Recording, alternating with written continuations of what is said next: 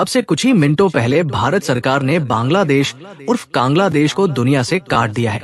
जी हाँ, transshipment agreement को भारत ने फिलहाल रोक दिया है, जिसके बाद बांग्लादेश न सिर्फ नेपाल और भूटान बल्कि दुनिया के कई मेजर कंट्री को ना तो एक्सपोर्ट कर पाएगा ना ही इंपोर्ट, और उन्हें भारत ने एक तरीके से दुनिया से अलग थलग करके रख दिया है।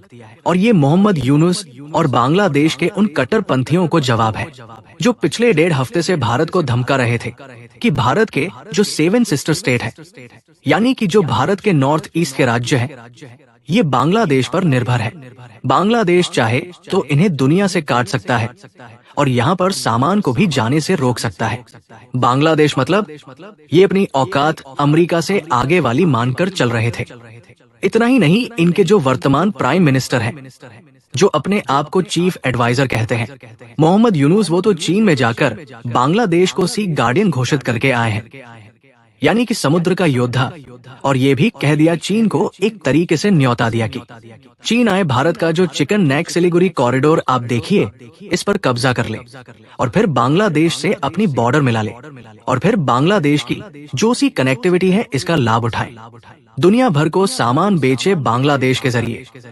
इतना ही नहीं, इन्होंने तो भारत को धमकी भी दे दी चीन की धरती से कि भारत के जो 7 राज्य हैं, नॉर्थ ईस्ट के ये लैंड लोग हैं, यानी कि पूरी तरीके से घिरे हुए हैं और बिना बांग्लादेश के इन्हें काट दिया जाएगा भारत से।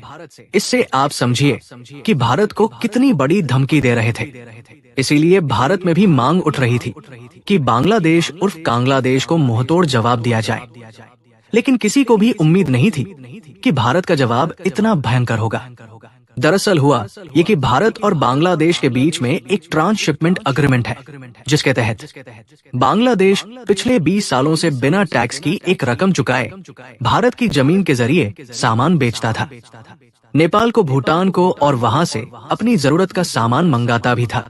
और जानकर हैरान होंगे कि ये भारत की जमीन का इस्तेमाल कर रहे थे। भारत का जो इंफ्रास्ट्रक्चर है, यानी कि रोड है, हमारी हाईवे है, उनके इस्तेमाल से अपनी अर्थव्यवस्था को बढ़ा रहे थे, एक्सपोर्ट बढ़ाकर मोटा मुनाफा कमा रहे थे।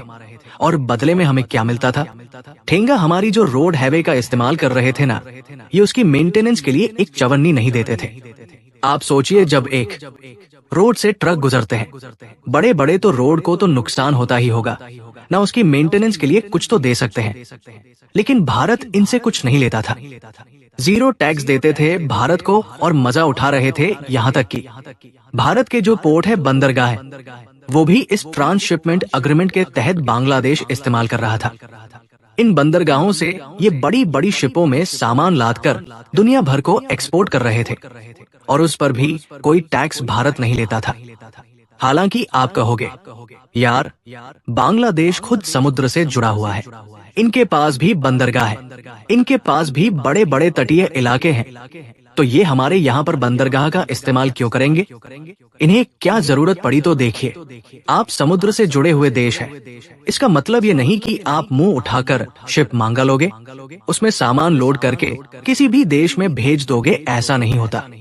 पहले तो आपको डीप सी पोर्ट चाहिए होता है बड़ी शिपमेंट के लिए, फिर उसके बाद बंदरगाह भी बहुत बड़ा होना चाहिए, उस पर बड़ी बड़ी क्रेन होती है, एक प्रॉपर इंफ्रास्ट्रक्चर होता है, तभी जाकर आप बड़ी शिप्स को यहाँ पर ला सकते हो। बांग्लादेश के पास ये कैपेसिटी नहीं है। चीन की मदद के बावजूद ये अभी सिर्फ छोटी शिप्स ही अपने देश के बंदरगाहों पर लोड और अनलोड कर सकते हैं। बड़ी शिप्स के लिए ये अब भी भारत पर रिले करते हैं और इसी पर भारत ने अब वार कर दिया है। इनकी इस ट्रांसशिपमेंट पर रोक लगा दी है। ना तो ये रोड के जरिए भूटान या फिर नेपाल को कोई सामान भेज या मांगा सकते हैं, ना ही भारत के बंदरगाहों का इस्तेमाल कर सकते हैं। और यकीन मानिए, इसका असर बांग्लादेश की अर्थव्यवस्था के लिए निश्चित तौर पर विनाशकारी साबित होगा ही होगा, क्योंकि बांग्लादेश की इकोनॉमी खासकर की जो इनके एक्सपोर्ट्स हैं, वो भारत पर बहुत करते हैं। अगर भारत इसी तरीके से इन्हें हिट करता रहेगा, ट्रांसशिपमेंट तो सिर्फ एक अग्रीमेंट है, ऐसी अन्य अग्रीमेंट भी है। अगर भारत उन्हें भी कट करते जाता है तो बांग्लादेश पूरी तरीके से तबाही के आगार पर निश्चित तौर पर जाएगा। हालांकि देखने वाली बात यह है कि बांग्लादेश का इस पर क्या रिस्पांस आता है।